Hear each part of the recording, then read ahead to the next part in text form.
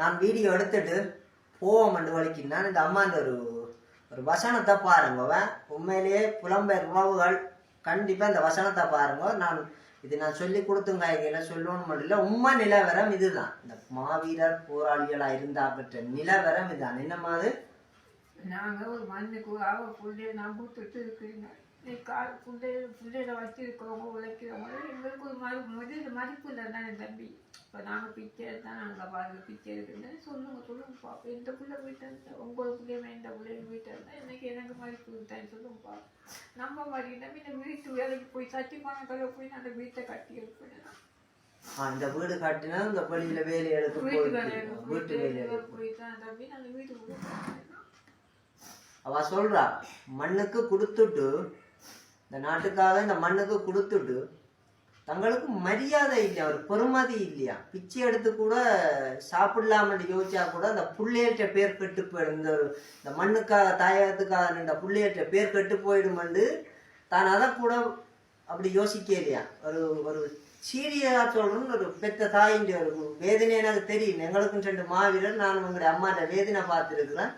உண்மையிலே இந்த வேதனை கண்ணீரா நான் சொல்லி எடுத்து போடணும்னு எனக்கு யாரும் அழுதாலே வீடியோ எடுக்க மாட்டேன். நான் அழாதையும் கொண்டு தான் சொல்றேன்னா ஒன்று மிதண்டாரே என்னைய ஒரு கடவுள் ஒரு இதாத்தான் அனுப்புது. இப்போ இப்படி பாருங்க, என்னைய தெரியாது தானே, என் போன்ல பார்த்துட்டு இப்படி வர வச்சிருக்கு தானே. கண்டிப்பா அதே மாதிரி கண்டிப்பா கண்டிப்பா அதை செத்து மாவீரரா போனது அவ்வளவு தெய்வங்கள் தான், தெய்வம் தான். சட்டத்தை செலவும் போக மாட்டேன். அவங்க என்ன பேசுனா கடவுள் பார்த்தபடி இருந்தால் கேட்டுக்கொண்டு நான் யாருக்கிட்டையும் போக மாட்டேன். நான் தம்பி ஃபுல்லாச்சு வீட்டை ஃபுல்லாமல் சாப்பிடுவேன். நான் அத்தை வீட்டை போய் கொஞ்சம் அழைச்சிட்டாங்க போய் மாற்றாலும் நான் கேட்க மாட்டேன். சரியம்மா, நான் முதலாவது அப்பா அந்த போக்குவரத்து இதை கதைக்கிறேன். அது முதலாண்டினா 2வது பாப்போம் உங்களுக்கு வீட்டோட காணி இருக்குத்தானே முன்னுக்கு ஏதாச்சும் ஒரு தொழில்களுக்கு ஏதாச்சும் ஒரு இது கேட்டால் நான் கதைச்சு ஏதாச்சும் ஒரு இப்போ சில அண்ணாக்கள் நம்பர் இருக்குதானே. சில அண்ணாக்கள் நேரடியா இந்த குடும்பத்தின் நம்பர்களை தாங்க நான் கதைக்கணும்னு சொன்னா கூட கொடுப்பேன். நீங்கள் உங்களோட விஷயங்களை நேர கதைங்க. வெளிநாட்டில் இருக்கிற உறவுகள் சரியா உதவி செய்யுதுகள். ஆனால் ஏமாத்துப்படுற பிரச்சனைகளால பயப்படணும். உண்மை அதுதான்.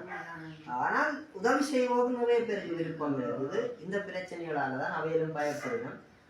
பார்ப்போம்மா, வந்தால் நான் கண்டிப்பா தண்டுவேன். நான் போட்டு வாரேன். போட்டு வாரம்.